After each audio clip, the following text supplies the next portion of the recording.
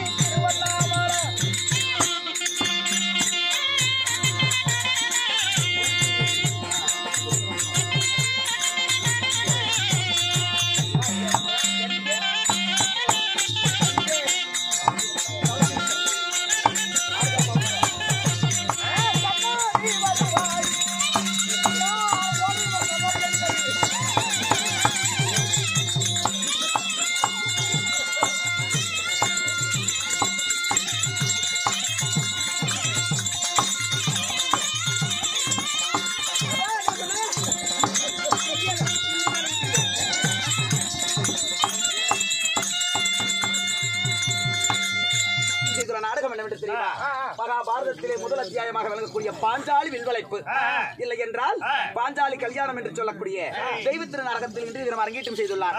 அப்படி அரங்கேற்றம் செய்திருந்தாலும் இன்னொரு வேளையிலே நான் வெளியே வந்திருக்கும் பொழுது நான் யார் விட்டு பாப்பா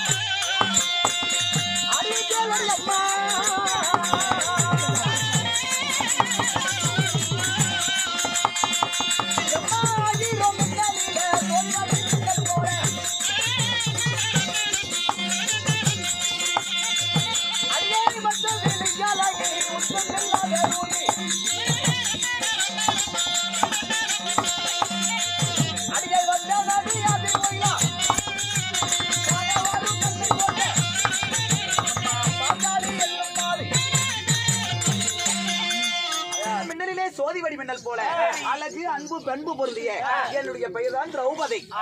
திரௌபதி திரௌபதி அப்படி திரௌபதியாக இருந்தாலும் அம்மம்மா நான் யாருக்கு மகளாக பிறந்தேன்?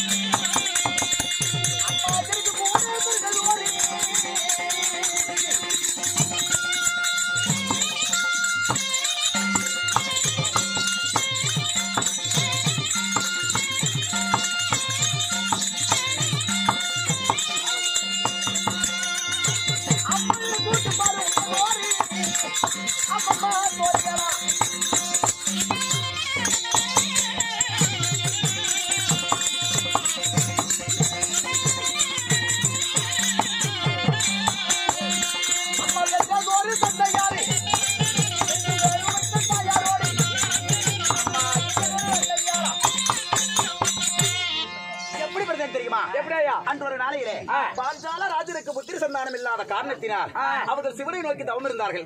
அப்படி தவம் இருக்கும் வேளையிலே சிவகாசி மகாமுனிவர்கள் என்று சொல்லக்கூடிய கைலங்கிரியிலிருந்து வந்த யாசர் உபயாசகர் என்று சொல்லக்கூடிய இரு முனிவர்கள் ஆறுதல் சொல்ல கேட்டு அம்மம்மா என்ன செய்தார்கள் தெரியுமா? மாயனை துணையாக கொண்டு ஒரு அக்னி வேள்வி நடத்தினார்கள். அந்த வேள்வியை நடத்தும் வேளையிலே வாடுயரும் வேள்வி தீயாகப்பட்டது பரவியது. அதில் பிறந்தவுடனே யார் தெரியுமா முதல் பிறந்தார்? அண்ணனாகப்பட்ட துஷ்டிதுமன் முதலில் பிறந்தார்.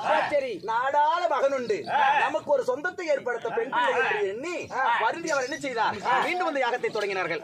அந்த யாக வேள்வியிலே கணீர் கணீர் என சத்தம் கேட்க ஓங்கார நாதமது புலங்க யார் பிறந்தார்கள் தெரியுமா? இந்த மங்கையாகப்பட்டவள் நான் திரௌபதி பிறந்தேன். அப்படி பிறந்தவுடனே என்னை தொடர்ந்து வில்லாகப்பட்டது கோதண்டம் என்று சொல்லக்கூடிய வில்லாகப்பட்டது பிறந்தது. அந்த கோதண்டம் வில் பிறந்தவுடனே சொல்லாகப்பட்டது உதித்தது. எப்படி? இந்த மங்கை வளர வளர அந்த வில்லாகப்பட்டதும் வளர்ந்து கொண்டே போகும். இந்த மங்கையை மணக்கும் மணவாளன் யாரோ வில்லை வளைத்து நான் பூட்டி மேலே பருக்கும் மற்ற குறி அடித்தால் அவரே கண்ணுக்கேற்ற கணவன் என்று கூறியது. அம்மம்மா, அன்றைய தினம் நாள் முதலாக இன்றைய தினம் நாள் வரையாக நான் 16 வயது பருவமங்கையாகிவிட்டேன். பருவமங்கை ஆனுடனே அனுதினமும் என்னுடைய வேலை என்ன?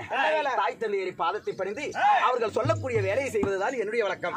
அதனாலே என்னுடைய தாதிமார்கள் அரண்மனையில் இருக்கிறார்கள். நான் மகாராணி அழைத்தேன் என்று கூட்டிக் கொண்டு வா